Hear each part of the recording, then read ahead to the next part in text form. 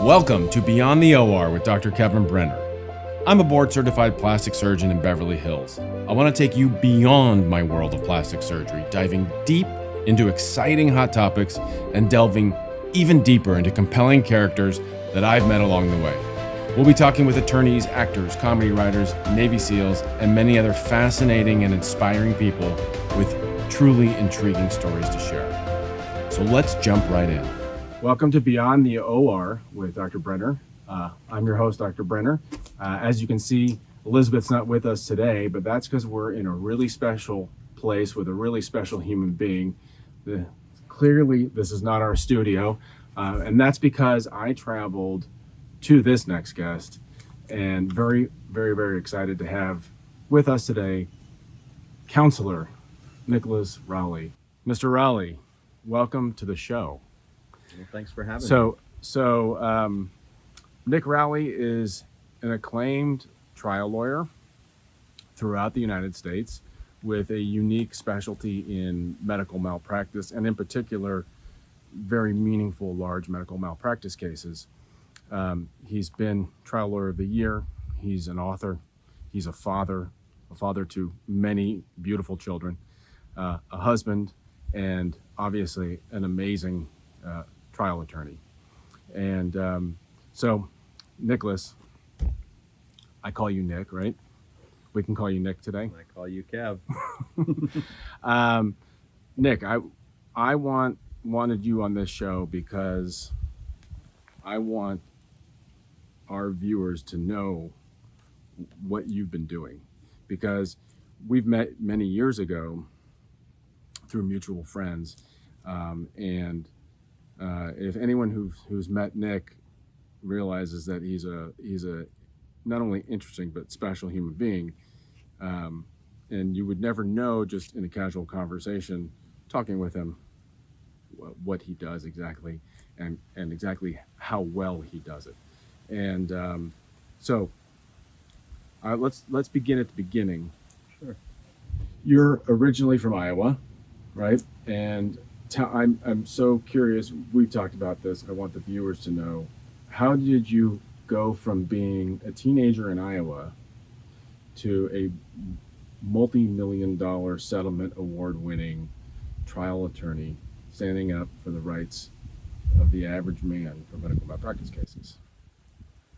Well, there was really no way I was going to go to college. I'd been not suspended, but expelled from every school starting in 4th grade that I ever went to. So 4th grade, 5th grade, 6th grade, all the way up to 11th grade, I was expelled, usually for fighting. I was a pretty angry kid. I grew up in a really rough, broken home. My parents split up, and I started taking care of myself about age 10, then moved out on my own completely at the age of 15, then worked a number of different jobs, construction work, cement work, you name it, I did it. Field work, working on the farm in Iowa, spent a lot of time working, buying my own clothes, buying my own food, providing for myself. And As a teenager? Yeah, as a teenager. That's not easy. As a 12-year-old. So I knew, because I'd been kicked out of every school, that I didn't have many options. And I'd always planned to go into the military, and fortunately I didn't end up with a criminal history that would have prevented me from being in the military, the fighting and other stuff. So I signed up, took the oath, and joined the United States Air Force on my 17th birthday. I'd been emancipated when I was 16, and I shipped as soon as I could. I went into to be a pararescueman, a PJ, Special Forces. Special Forces. And I was one of my favorites. One of 3 out of 76 that qualified, but during a flight physical, I was disqualified because I'm colorblind. So I became a medic.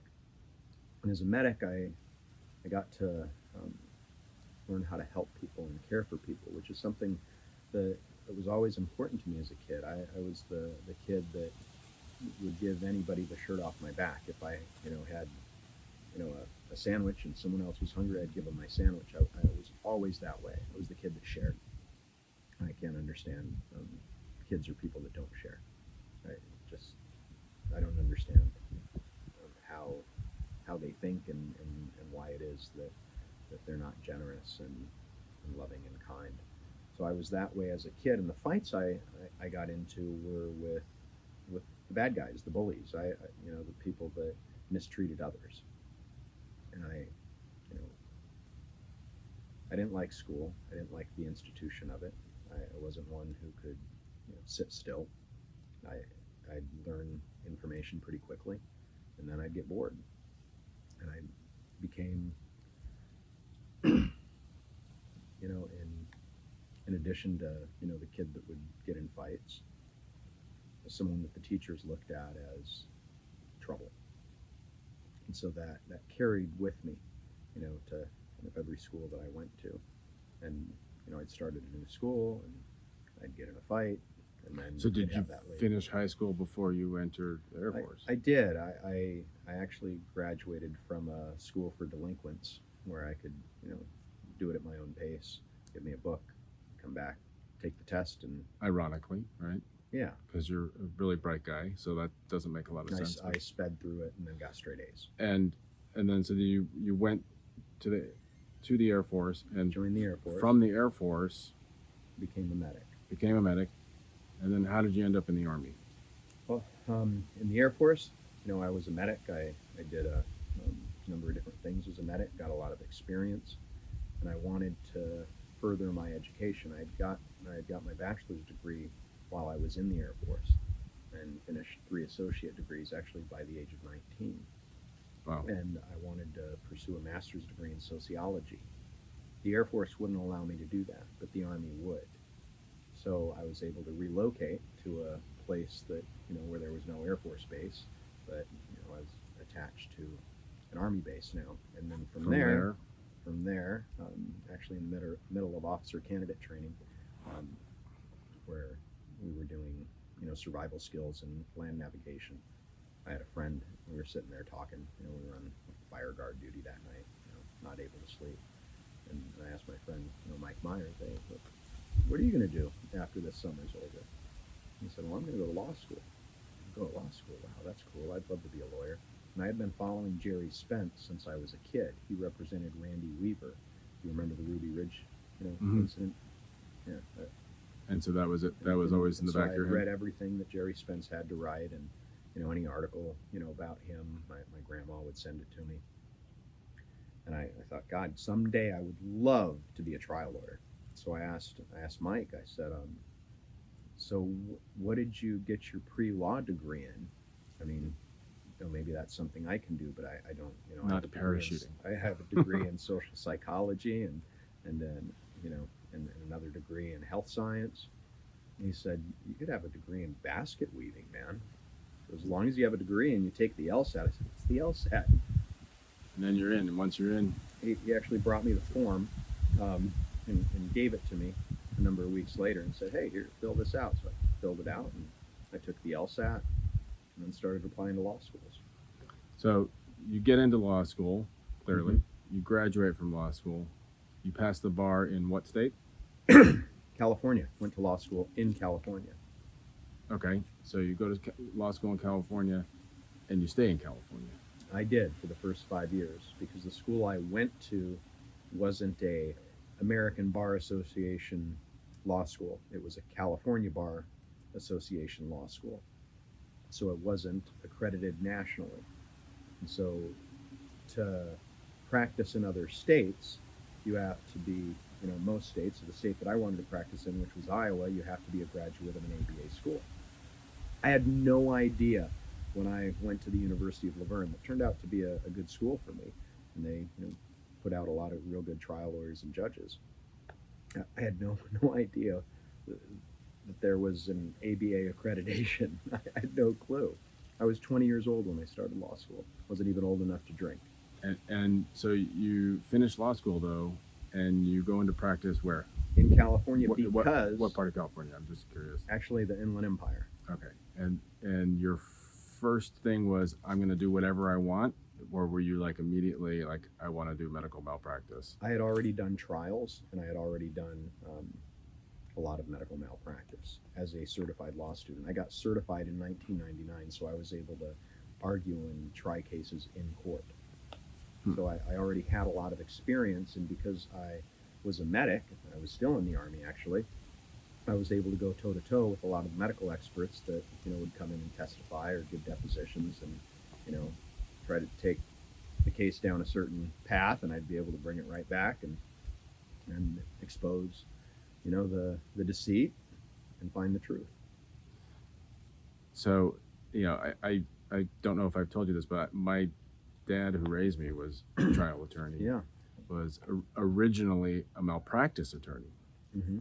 And I remember because in the I guess it must have been late 70s, early 80s, you probably know this off the tip of your tongue, when the micro law hit. 1975. There you go. I knew you would know that. I was only 4 years old, but I remember this because he bailed on medical malpractice because he had this huge firm in Beverly Hills, just wasn't worth his time, and sort of morphed over more to insurance bad faith litigation, not workman's comp, personal injury, slip and fall, lots of torts, that kind of stuff. But I grew up knowing much about medical malpractice. Not why I went to medical school, but it's so interesting that you and your wife have developed this niche for malpractice in an environment, and I know you do it nationwide, and maybe you can explain that to our viewers. But in California, it was almost like a dead field, right? It was, and so when MICRA was passed, the Medical Injury Compensation Reform Act, in 1975, it was passed because the billion-dollar insurance companies had convinced the physicians and the healthcare providers in the hospitals that putting a one-size-fits-all cap on the value of life, non-economic damages, the value of the life of a child if the child's negligently killed, or a stay-at-home parent, or a retired fireman, retired teacher, $250,000 was the one-size-fits-all cap.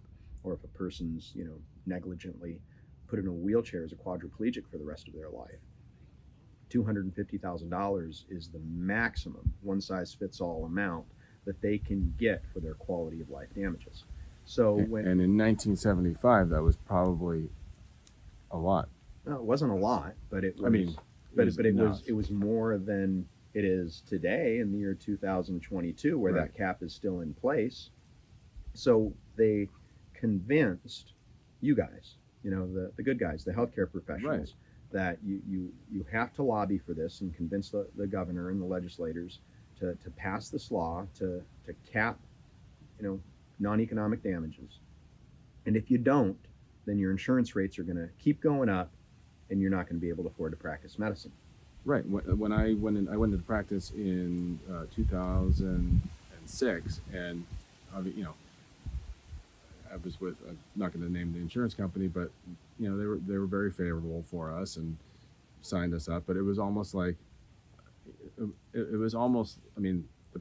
premiums are a lot, but it's almost like like, so what if you get sued? There's a cap. Most people don't pursue it unless it's like a really devastating type of injury, right? And it's true, because the other thing it did was it capped attorney's fees at 15%, and lawyers are the ones that have to spend the money to hire the experts and do the work, so that there's a lot of out-of-pocket money that has to be spent, oftentimes hundreds of thousands of dollars, to get $250,000. It makes no sense whatsoever. So the great lawyers, most of them, 99% of them, like your father, said, I'm not doing medical negligence cases anymore, despite how horrific they might be, despite what was done, despite who was killed. I won't do these cases because it would be pro bono work. But actually, more than that, I'd have to put money out of my own pocket in order to prosecute the case. And so patients ended up getting left without the ability to get a lawyer and have equal representation in court against the lawyers who were very skilled in the medical malpractice defense arena, who were appointed by the insurance companies to defend the cases. So over time, what happened is accountability in medicine went lower, lower, lower. The insurance rates for physicians went higher, higher, higher, higher. MICRA did not affect the price of insurance.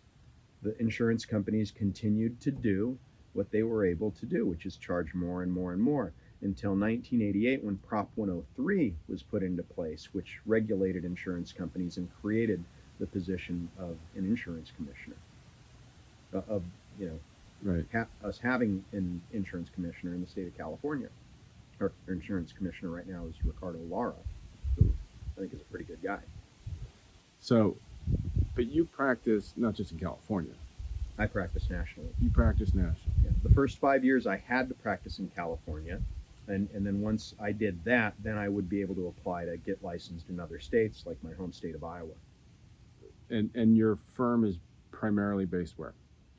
So I have multiple offices. I have a national trial practice. We have offices in California, offices in New Mexico, Montana, Colorado, Chicago, Iowa, Minnesota, Georgia, Oklahoma, Boston, and others. So why did the light bulb go off and you said, I'm going to champion this cause for California, right? Because it's not like this in every other state. Is it that California is kind of leading the way in a lot of these bigger ticket items, and it's going to set a precedent, or you guys just saw a lot of potential for business in California and said patients are not even able to make a wave in California right now, right? I mean, because people don't really know this. Californians might know this, but there was a ballot measure that was supposed to come on this year to try to repeal MICRA, the Fairness for Injured Patients Act. Right. And that was, every physician got emails from every society that they were part of, including me, whether it was American College of Surgeons, American Society of Plastic Surgeons, American Medical Association. Everyone was biting their nails going, oh my God, this is the end of, affordable malpractice insurance for physicians in California, right? And so we saw this thing coming, and everyone was sort of holding their breath, and then you negotiated a deal. Yeah, I'm the one that authored the Fairness for Injured Patients Act and funded it to get it on the ballot. Right. And tell everyone what you did in the meantime, in addition to doing that. Sure. Well, first, you asked me why I did it. Why I did it. Why would I put, over $7 million of my own money into this? Why would, my wife, who's also a trial lawyer, say, I'm with you, all the way. And yes, we can put our money into this. It wasn't for business. It's not to get cases. It's not to make money in California at all. Most of the cases I do that are medical negligence cases, I do pro bono. I've done a number of them. Tens of millions of dollars of pro bono work that I've done to help California patients and families who've been victims of medical negligence.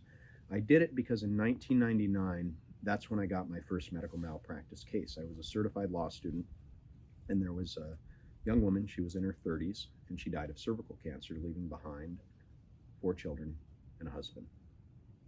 So I get this case, and she had had an abnormal pap 3 years before she died, and they did nothing. The OBGYN's office, the group that she went to, they did nothing. They didn't call her in.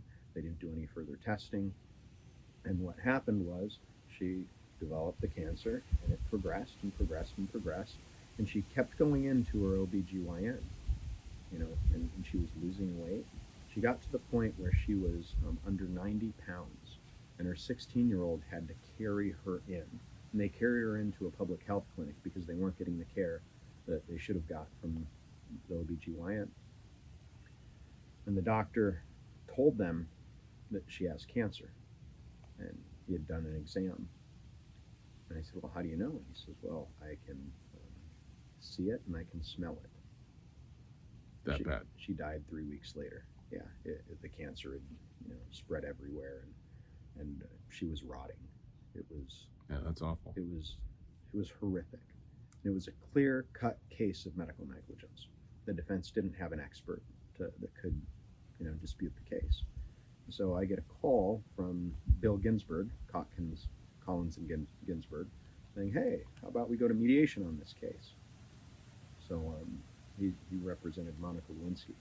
And actually, I got to know him pretty well, after that case. But, I thought, oh, great, wow, I'm doing a good job, putting this case together, presenting the case, and, they want to do what's right. So we went to a mediation. It was the first time I ever went to downtown LA. We drove, the office law firm I was working at was in Diamond Bar. So we drove to downtown LA, and I'm wearing my suit, happy to do my job for this family, and the family, went too. And we're in a conference room, and, the mediator comes in and says, well, they're willing to offer $150,000. And after the expert costs and the attorney's fees, that means that these 4 children and the dad, the husband, they're going to have to split like what, $15,000-$20,000 each. I mean, that's what they're going to end up with. I said, that's insane. This is a clear-cut case. And the mediator said, well, all you can get is $250,000. She's a stay-at-home mom. She wasn't earning an income. That's not true. He says, well, haven't you heard of Micra, kid? I said, let me talk to the people in the other room. He goes, all right. So I went in and I said, listen, this case isn't going to settle. It's not going to settle for 150. It's not going to settle for 250.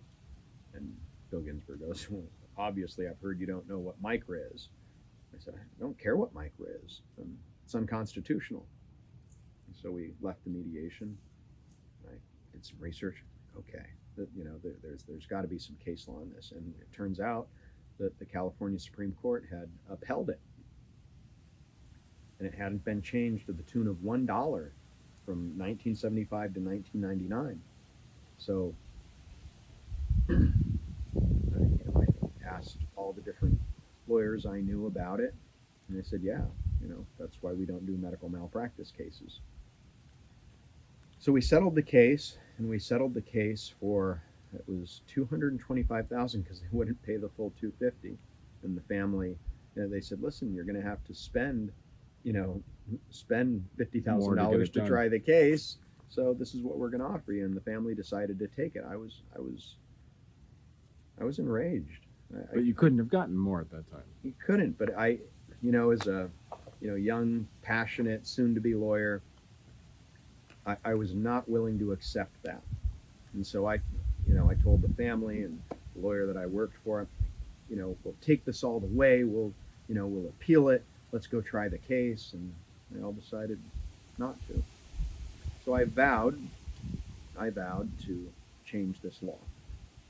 And every case that I'd win and I'd get a verdict, that was larger than $250,000, it would get slashed, cut to $250,000. And a number of those cases settled for a lot more than the $250 because the defense was afraid that I was going to appeal and succeed. And one case that I did on behalf of a little girl named Sophia Blunt up in San Luis Obispo. I was called into the case a few weeks before trial. They said that nobody could win a case in San Luis Obispo, that they're all, defense-minded jurors, and it's a conservative place. No one's ever won a Med-Mal case. I tried that case and won $74.6 million for her. Most of that would be cut down to $250,000. I filed a motion with the court to have an evidentiary hearing to establish with evidence that Micra was, not rational anymore, that it was, put into place based upon lies and propaganda by insurance companies, and a bunch of other arguments. And the judge granted my motion, said we're going to have ourselves a trial on Micra, which had never been done. They offered so much money that we settled the case. So I was disappointed. But the family made the decision to settle. So how do you get from that to now? I was waiting for an opportunity, waiting for a chance. And then my practice, my national practice grew and grew and grew over the past 15 years. Yeah, it did. I've tried cases in most of the states and had really great success, helping people. So I vowed that I would go back to California when I was able to afford to do it and do a ballot measure. So when I was awarded Trial Lawyer of the Year, in my speech, I said, we have to change this law, and now's the time to do it. Jamie Court from Consumer Watchdog reached out to me. He had heard my speech, and he said, are you really willing to do what it takes to change this? I said, absolutely. He goes, then let's do a ballot measure. And that's how it began. So we wrote the Fairness for Injured Patients Act. I authored it. Jamie Court helped me. We filed it, then we got all the signatures, and it was on the ballot. And you funded the whole I deal. funded 95% of Right. it. So it gets on the ballot, and let me just ask you this. Had you not negotiated a deal with the California legislature and it went to the ballot and micro was repealed, what would have happened? Patients would get their civil rights back. Right? Well, to the tune of what? No cap? No cap. No cap Just whatsoever. like it is in Iowa and Minnesota and Washington State and 25 other states in the country, and doctors are doing just fine. Right. Right? And still have health and still have medical Correct. insurance. And the quality of health care would improve because there would then be accountability that hasn't existed in California for 47 years. You can't get rid of the bad doctors. You can't do it. And you know who the bad doctors are. Sometimes. Yeah. Sometimes you do. There's nothing you can do. They get away with it with the medical board, and they can't be held accountable in court because no one will take these cases. That's why medical negligence has become the third leading cause of death in California. How did you negotiate a deal with the legislature?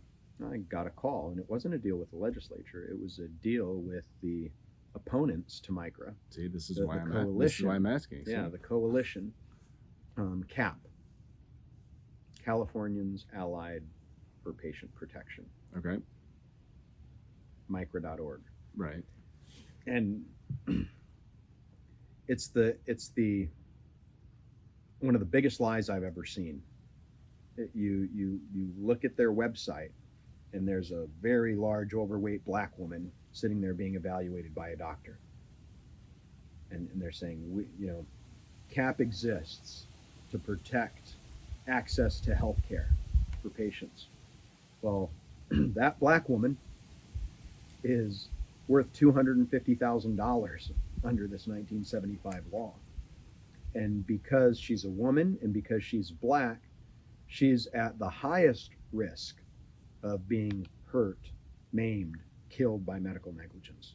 Minorities, especially black people, they suffer, from medical negligence more than anyone else. Yeah, this I know. And in fact, you just recently had and settled a case with just that scenario, right? Where Are you able to talk about that case? we're a beautiful,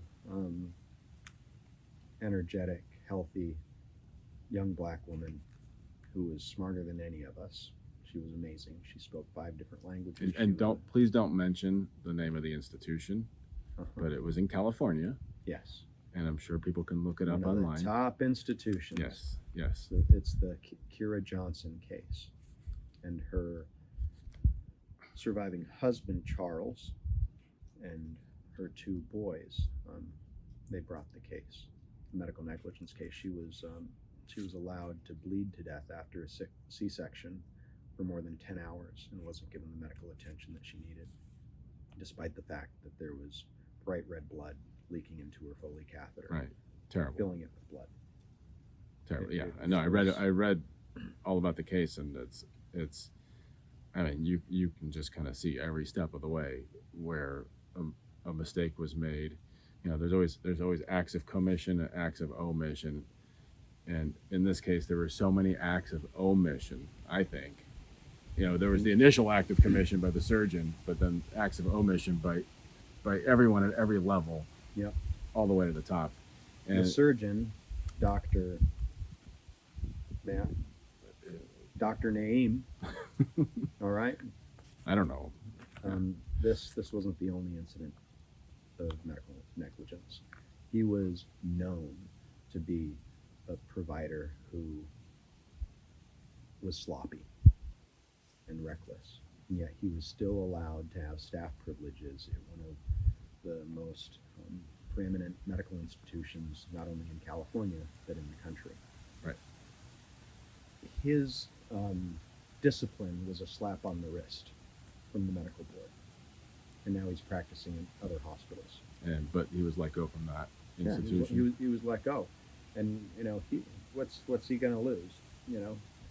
Nothing. $250,000 is the cap. And, Right. He's got his insurance company that's going to, bail him out.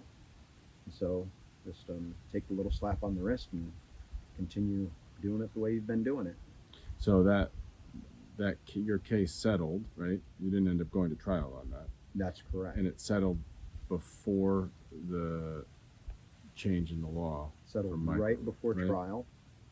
Charles Johnson was the chair of the Fairness for Injured Patients Act. He helped lead the effort with me. That's amazing. That's awesome. Amazing human. So,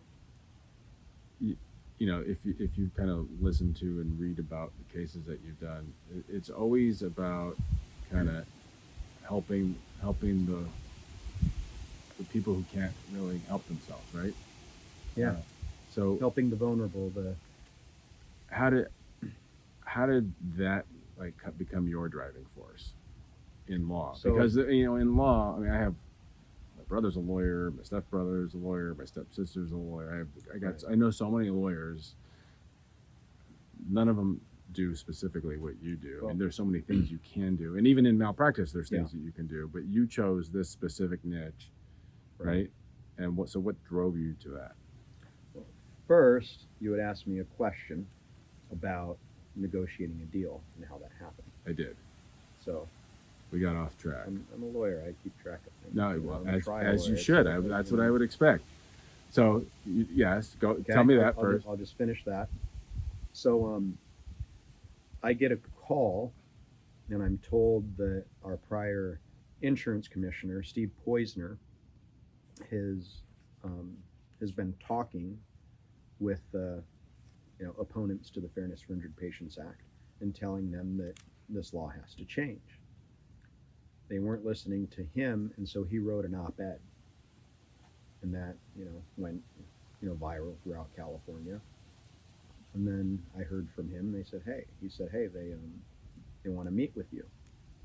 And so I said, okay.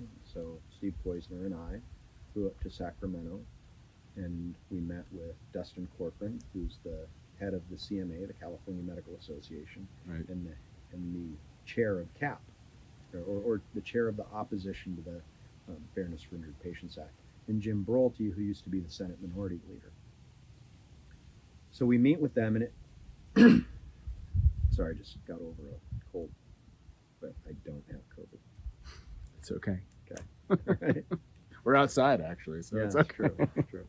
So that could have been a 15-minute meeting. It ended up being a 4.5-hour meeting. And I got to know Dustin Corcoran. I got to know Jim Brolte. We shared a meal together, and we listened to each other. And it was the first time in history, since 1975, that a trial lawyer and an insurance commissioner and the people who really control whether or not there's going to be a legislative deal sat down and broke bread. And we walked away from that meeting saying we're gonna do something to get this done and to avoid a ballot measure fight that was probably going to cost a total of $100 to $150 million. So from there we continued to negotiate, and we worked out a deal.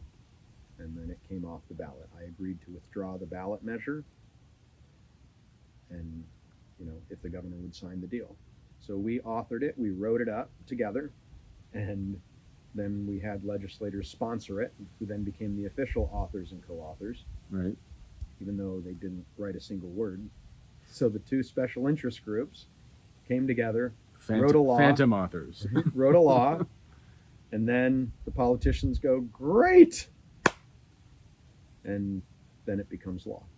Governor Newsom helped.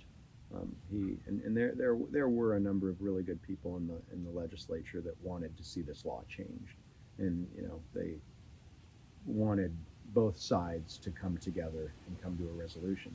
But what I learned through this process is that when it comes to large amounts of money,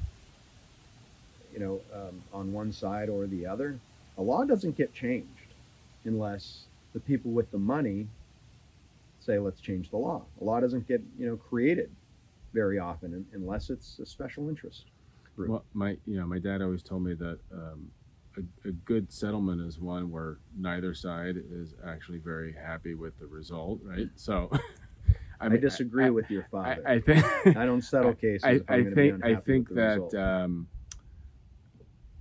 I mean the result, the caps, right? It's going to be a graded cap over the next 10 years or something. Correct. Something of that nature.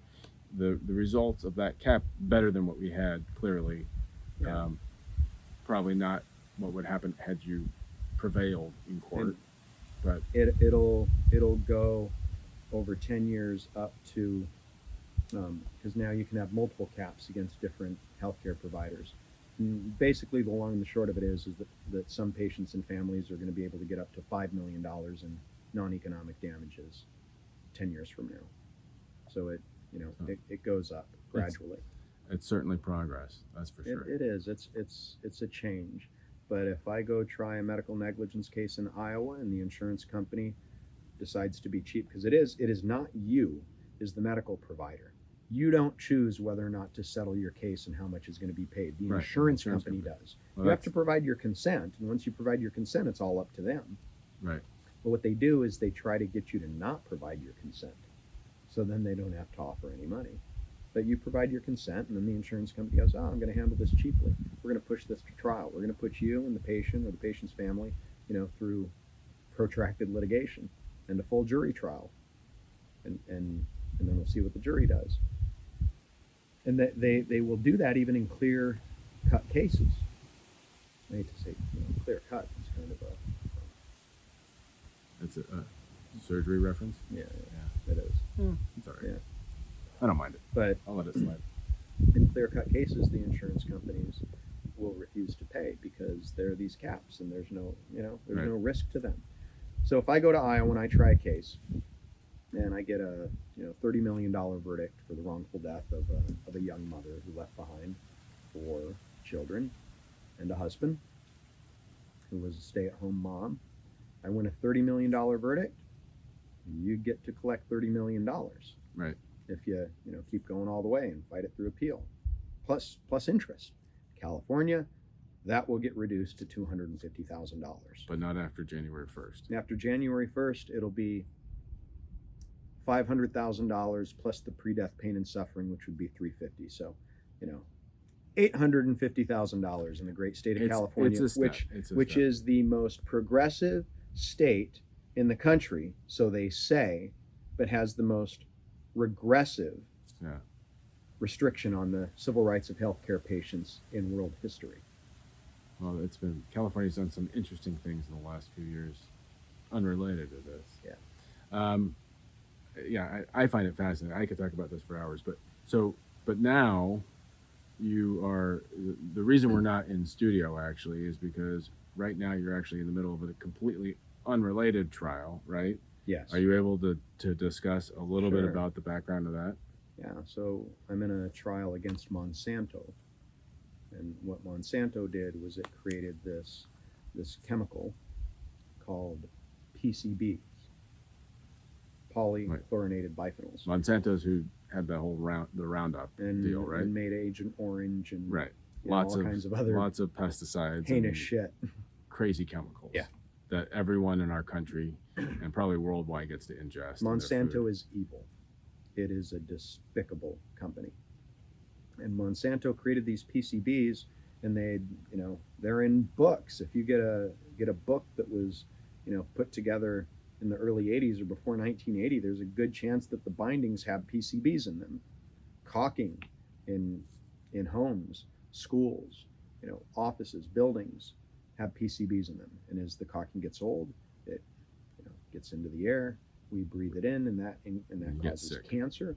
That causes brain damage. Causes damage to the endocrine system, respiratory system. I could go on and on. Right. Causes reproductive problems. So PCBs also exist in light ballasts. And in the light ballasts that were made before 1980, because PCBs, they are one of the 6 chemicals in the world that have been outlawed by every country. But that doesn't mean that they've been removed. Right. So in 1978, PCBs were outlawed, but things were still made for a little while. And then I think around 1980, products with PCBs in them stopped being made in the United States, at least that's what the record says.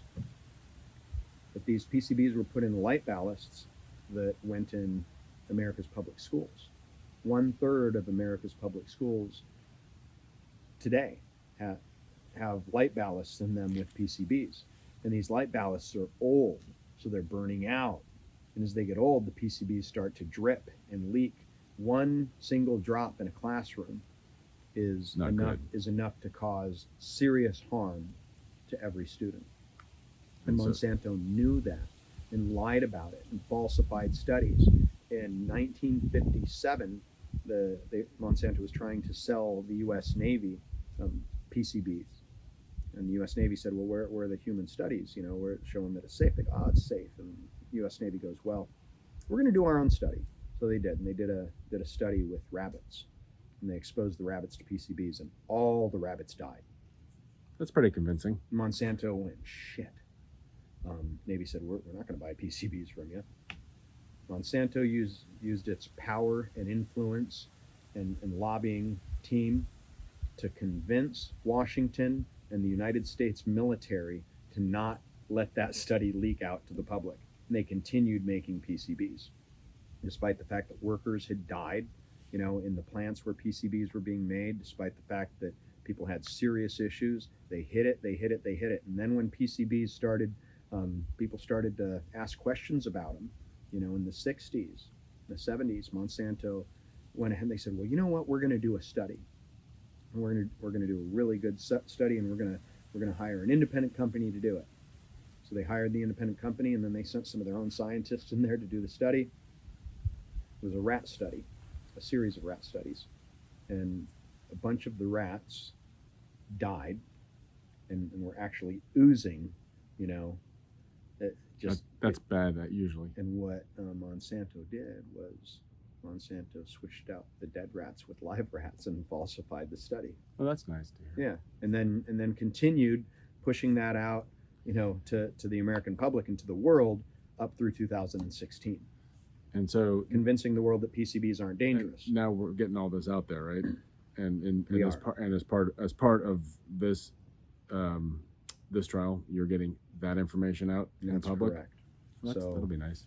We'll My see. firm, the Friedman Rubin firm in Washington, a number of other firms in Washington are pioneering these cases.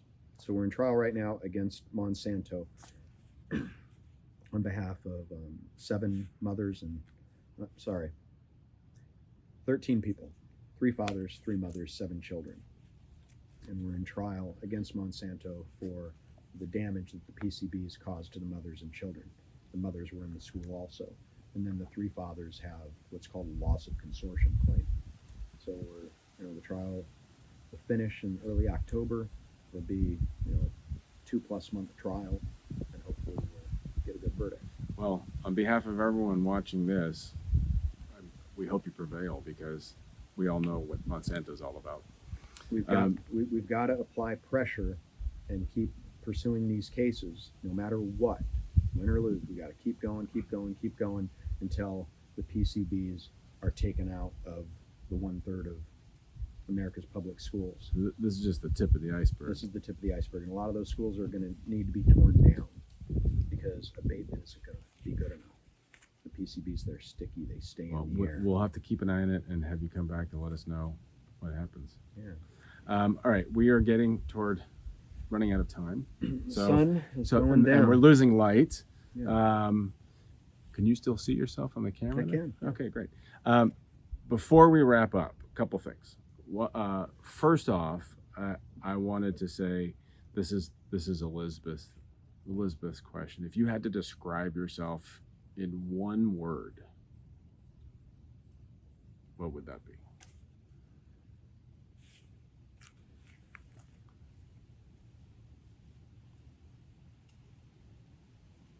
I had trouble thinking about it for myself. Come to think of it. Loving. All right, I like that. You wouldn't think about that from a trial lawyer, but that's because you only know one facet of Nick Rowley right now. If you read Trial by Human, you'll understand. Trial by Human. Why. We didn't even get to that. That'll be in our next episode. But Nick Rowley is one of the most fascinating people that I've ever met. He's like my Captain Morgan, and I always kind of like to think about this toward the end of the show.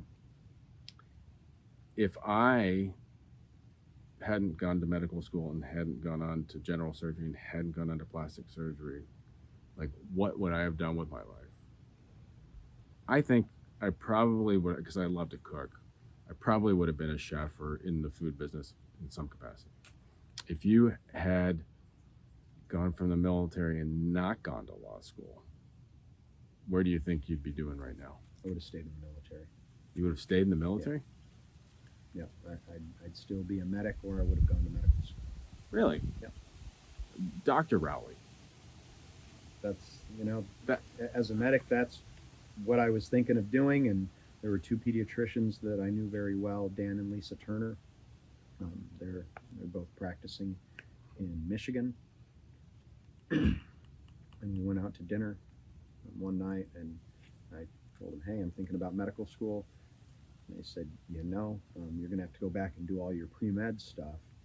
And then you're going to have to, they go through, go through getting accepted, go through 4 years of medical school, then residency and an internship. And then you're going to be enslaved to some organization. Then you're going to have to deal with HMOs. That's and insurance companies. And they were very frustrated. And they said, I said, well, the other thing I'm thinking of is law school. They said, go to law school. Do that, or business school. Yeah. Well, I think it was a good choice that you made going to law school, because you're killing it and you're helping people all over the country. And I know it, and now everyone else is going to know it. And all you have to do is look up Nick Rowley online, and you can read all about the wonderful things that he's done. So, Nick, we've been trying to get you on for so long. Thank you for finally making it happen. I know I had to travel a little ways to get this done, but we got it over the line. Just across the Pacific Ocean. Just a small trip. Yeah. Before we completely wrap up, I want you just to look straight to camera, and can you see? Is your face lit up? I can still see myself. Yeah. Oh, that's beautiful. It's a good picture, right? Just okay. tell people where they can find you, if you have any social media handles, your website, Sure. or how to Google you and find you, in case someone else needs your services. Sure. TL4J, TL4J.com. That's Trial Lawyers for Justice. That's my website, and NicholasCRowley.com. Awesome. Thanks so much for listening to Beyond the O.R. with Dr. Brenner. Make sure to subscribe, like, and follow so you don't miss any future episodes. In the meantime, hit me up on Instagram, Twitter, and TikTok at Kevin Brenner MD and KevinBrennerMD.com.